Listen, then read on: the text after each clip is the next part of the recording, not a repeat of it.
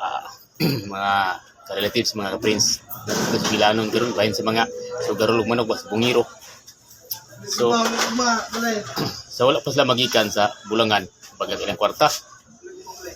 Wala ginila gibati kagutom siya ana ditong tindiro sa Siakoy nga. Siakoy dagko kayo barato ra. Ana pud siya nga barato ra nga gagmay kayo. Okay ra gigutom eh. Sus, napunta sila sa Bulangan. Ala, sugal hantod nga nahurot ilang kwarta. Sus, pagkarot ilang kwarta. Nakagi na pala itong Siakoy.